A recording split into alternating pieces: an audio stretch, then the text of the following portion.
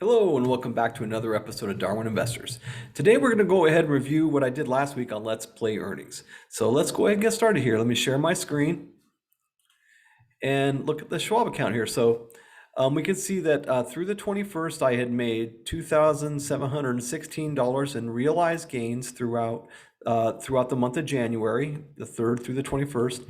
And then last week, I ended up making, let's see, I got a total now of 3,396. So I made roughly almost $700 last week. So let's go ahead and see how we did. Like last week, we had the earnings that came out. It was on Microsoft.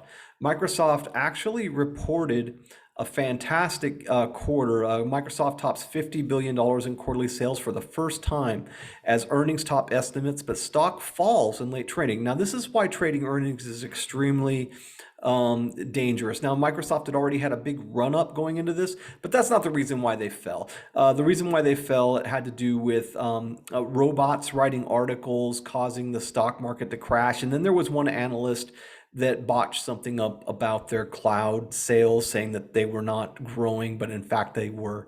So it was just basically a fiasco. And this fiasco actually caused this. So Microsoft was trading right here it was about 288, and this was it going down in a straight line, almost like a cyber attack on the stock market. Because actually, when Microsoft traded down like this, the entire stock market traded down. Like they're like, wow, if Microsoft just had the best quarter they've ever had as a company, and they topped $50 billion for the very first time in a quarter, and the market reacted this way, having them go down in a straight line.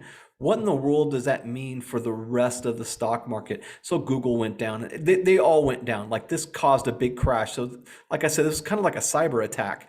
And then everything kind of cruised along here at about 73. And then they 273 until they figured out that all of the articles were lies, basically. And then everything went back up. And so that's actually what happened on that day. And so, and as a matter of fact, when we're talking about the Microsoft Azure sales, you can see Microsoft reported that sales for its core cloud computing platform Azure grew 46%. It didn't decline at all. And their revenue, get this, for a company this size grew 20% year on year. That's amazing for a company this size. Microsoft does not report revenue for Azure, even as Amazon does. But you can see that Amazon's web services went down 3.15% here recently, and Google Cloud went down as well. So Azure seems to be taking market share from those guys. So if we go ahead and dig into what I did last week and how I made the money, it looks like Microsoft, I made, let's see here, probably 120, 2000 and 2022 to now. I made last week selling options on Microsoft $443. So, okay, so this is important. So with Microsoft, I got in with a $295 put that expired yesterday, and I sold it for $764. I bought it back for $424, so I only made about $340 or so with this transaction. Now, why didn't I just wait for it to just go to expiration and just make the entire 764? Because I could have done, because Microsoft finished at 308 for the week, so that was above 295. You can see it spent a lot of time below 295, certainly prior to them reporting earnings. But even after earnings, it came down to 296, it came down to 295 again. So there was no guarantee that Microsoft was going to stay above 295. And is the case with earnings, with options, is you just take the money. You're never going to regret taking the money. The only things you're going to regret is if you don't take the money and it comes back to haunt you later. So for options, I like to take them fairly quickly. That's my way, especially in a bear market like this. If we were like in a market where everything was just charging upwards, and I was selling a put, then I would probably let it run. But right now, just take the money, and I have no regrets. another call here. Now this one was when it was running upwards. I sold it for 89, bought it back for 107, lost some money there, made some money here, 43 to 16, made some money here, 63 to 55, and then I have another one that's going to expire on February 4th with a $320 strike. If that happens, that's great because I'll make $600 on the underlying plus all of the money I've already made on my options. So I don't mind getting that money out of Microsoft. So let's see, what else was there? There was Nvidia. Let me see what I would have made on Nvidia. Let's go back to the 18th here. And so for Nvidia, let's see here. How about back to the 20th? How about 19th? With Nvidia, no, I'm still not far enough, too far back. How about the 20th? Trying to make it so that where I bought, just look at this. Now, bought shares on the 19th. So let me go ahead, the 20th. So with Nvidia options, son of a gun. Here, we'll go with the 21st. This is becoming a pain in the butt. I made $151 on Nvidia options. So this has been last week on the 26th, 27th, and 28th, it looks like. Sold a covered call for 245 and then 245 strike for $178 and then bought it back for 160. And then here I sold one for 109 with a 245 strike, bought it back for $8. And then another one that I sold for $100 strike for 250, bought it back for $67. And so I don't have any open contracts right now for Nvidia. How about Lowe's?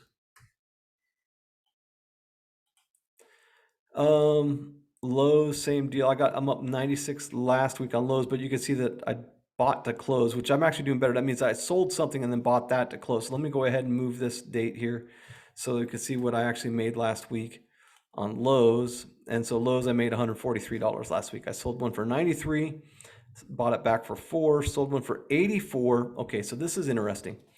So this is something I did. I bought it for 84 or sold it for 84, bought it back for 133, and that would mean that I lost roughly $50 here. But what I ended up doing was I rolled it up in price from 240.250 to 250. And then I rolled it out in time, expiration of the 4th to expiration of the 11th. If you don't like the way a trade is going, you have the option of rolling it up in price and out in time. So now this one's going to expire in a couple of weeks, and I got $103 for this. So though I lost $50 on this transaction, I got it all back plus $50 more on this transaction. Why would I do that? Well, because I know that my my underlying price for for Lowe's is about $247. So if I sold it for $242, I would have lost money on my shares. And it was going up in a straight line because this is what happens on Fridays in a bear market. The stock market goes straight up as shorts close, as shorts cover.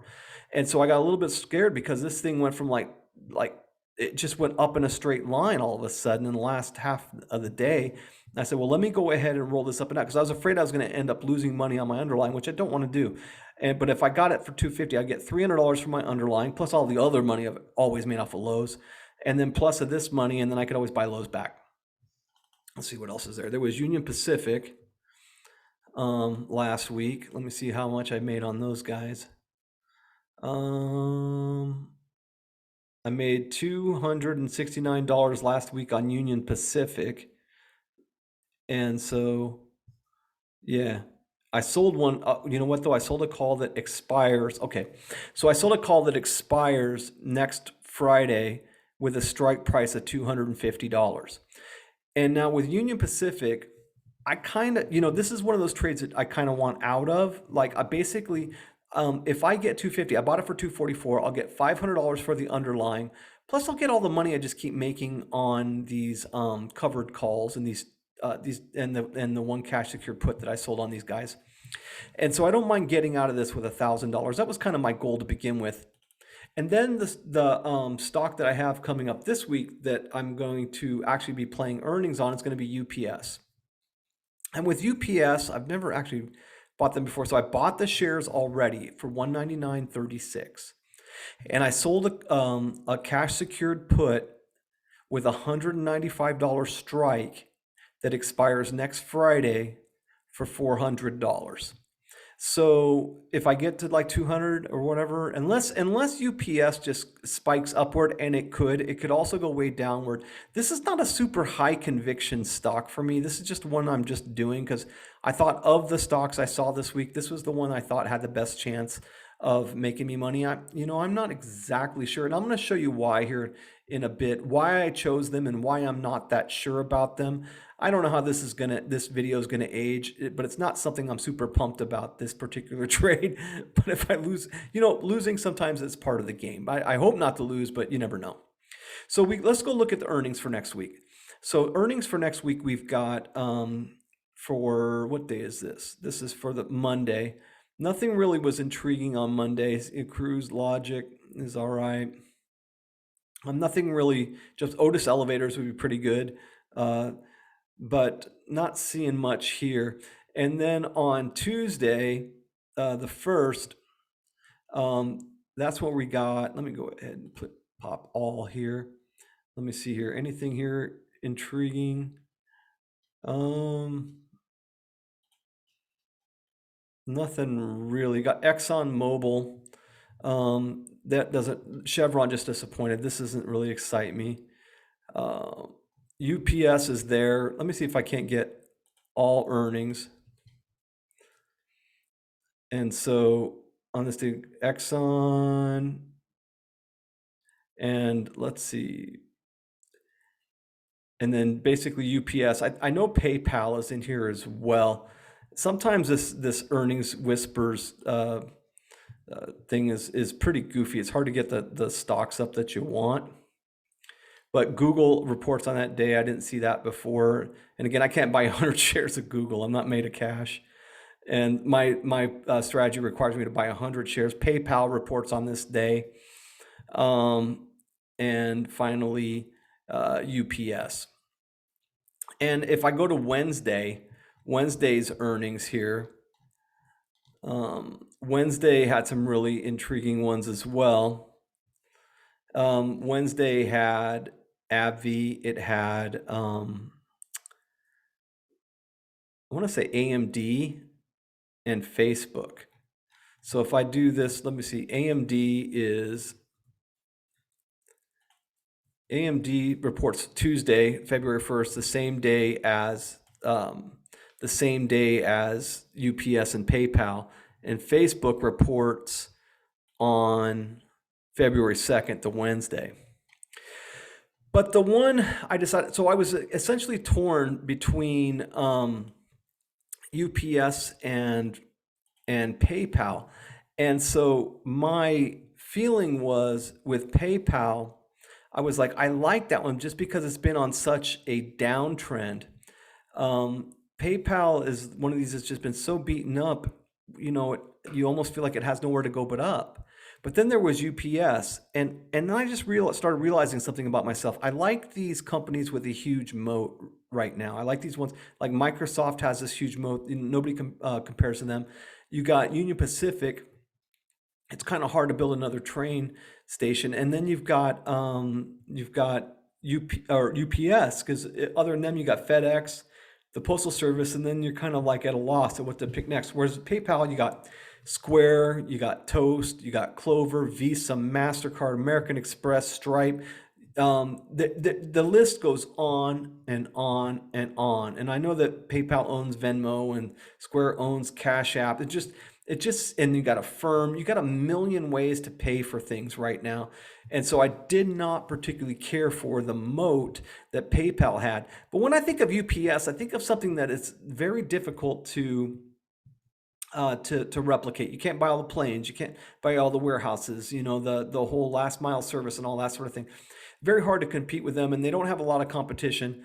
And the way I see it is, at the very least, they'll eventually come back, even should they go down quite a bit. If I look at their technical chart here, so let's see when they reported earnings here. They reported earnings on October 25th, July 26th, and April 26th. So when we go back here to their charts, April 26th, right here, you can see that they started the day at $179 and they closed the next day at $194. So from 179 to 194. So that's a $15 gap, right? Yeah, something like that. 179, yeah, to 194, 15 bucks. And then on this day, when they reported on July 26th, they went from $211 open to the next day they closed at 195. So that one they went way down. They went down 17 bucks on that day. And then on this day they opened at 203 and the next day they closed at 218. So they went up 15 on that one.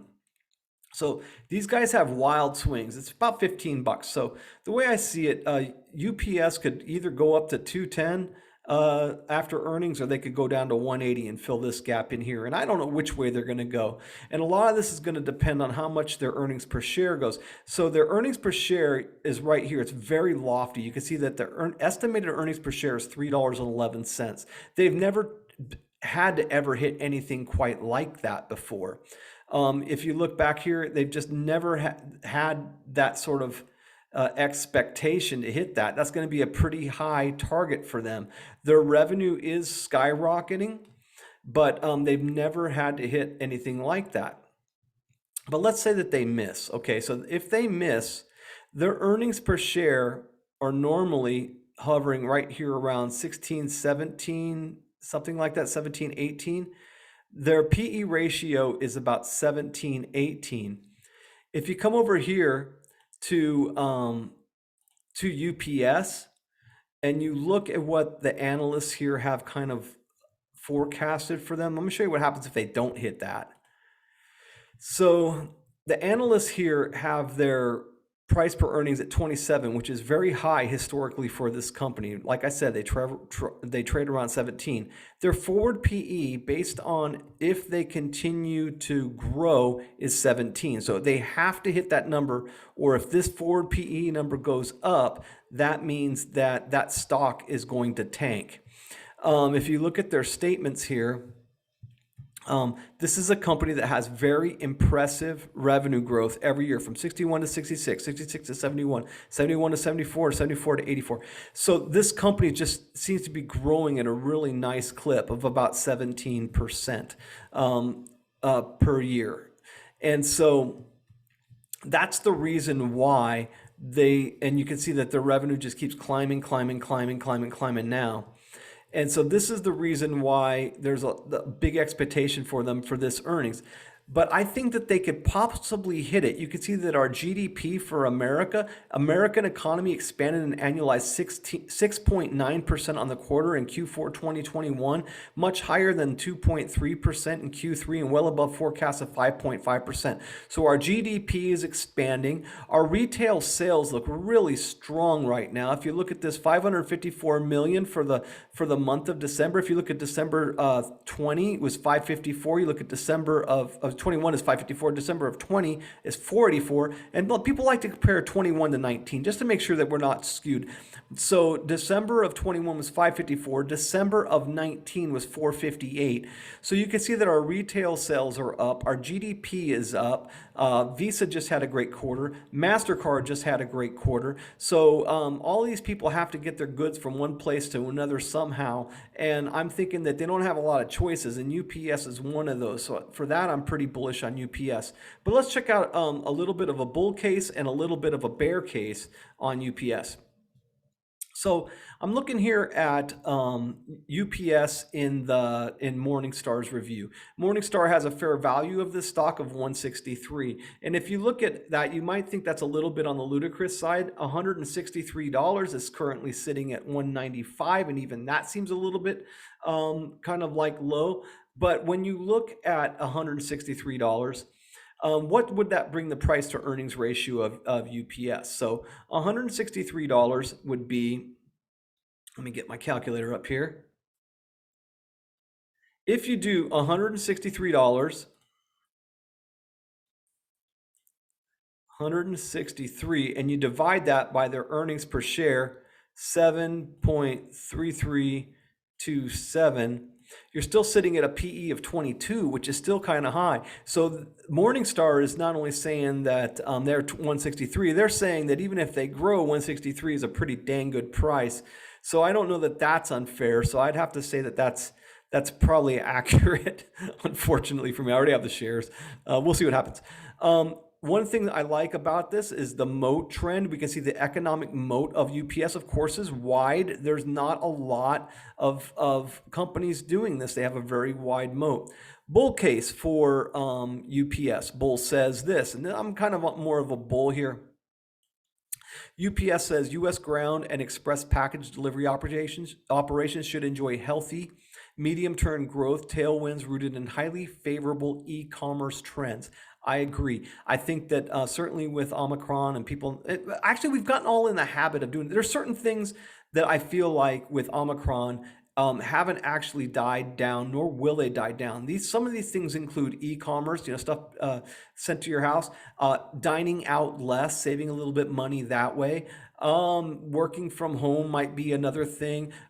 Business travel may not ever come back to the way it once was, so hotels may suffer just a smidge. They may have to adjust and become more of an Airbnb model or something like that. But there are certain things that came out of this pandemic that I'm not sure are going to reverse, and I think that e-commerce is one of these things, and certainly you need UPS to get stuff from point A to point B. UPS's mass package sortage footprint, immense air and delivery fleet, and global operations knit together a presence that's extraordinarily difficult to replicate. And now this is what I'm talking about when I talk about a moat, and what excited me about UPS, why I thought I'd go this direction, and why even if they lose shares in the short term, if I lose a little money in the short term, I'm pretty confident I can get it back in the long run, is because there aren't a lot of UPSs around. And if you think about it, it's Amazon. Would they be more afraid if Walmart put up a website and tried to imitate them, or would they be more afraid if UPS put up a website and tried to imitate them? I would say UPS would scare them a little bit more, and that's because Amazon is kind of more of a transport service the way UPS is. It's sort of we think of it as a retailer, but really it's not. It's really a place to get. It's just an intermediary to get your packages to you, and so UPS setting up a website in the future would really be pretty awesome, actually. I'd like to see something like that. But anyway, I digress. On top of superior parcel density, UPS uses many of the same assets to handle both express and ground shipments. So driving industry-leading operating margins. Their operating margins compared to FedEx are like double what FedEx's operating margins are. I would question FedEx management. I don't know what they're doing with all the money, but their CEO and their management at UPS is far superior to that of FedEx. They simply just have a way better operating margin, though both companies are doing the same business. I don't know why that is. Bears say, while UPS is on the right track in terms of optimizing network productivity, the surge in higher business to consumer shipments pressures UPS ground margins relative to historical run rates. So yeah, I would say that the margins are going to actually compress, and I would say that as much as anything, wage inflation is going to hit UPS pretty good. So that would also deteriorate some of these nice operating margins that they have. So I would look for that to definitely be a negative in this upcoming earnings call, that basically their operating margins could close. And so I'm thinking that is definitely something to consider. Amazon is rapidly building out its last mile logistics capabilities, which raises the risk that it offers its capacity to shippers outside its own retail network, competing head to head with the incumbents. So I'm sure we've all seen the Amazon Prime trucks running around our neighborhoods now. So last mile operating, we've got these Amazon warehouses everywhere, and they've got their last mile delivery service. So we're seeing more and more Amazon trucks and less UPS trucks. Nevertheless, a plane's got to get it here, and there is plenty of UPS. It's actually international too. UPS shipments going around the world and certainly domestically. But there's certainly a concern that they are having their moat infringed upon by Amazon, no doubt. And then UPS's parcel volume is vulnerable to global trade, along with US and European macroeconomic conditions. These factors are currently facing elevated downside risk from pandemic-related disruption. And again, this bear case is actually about the same as this bull case.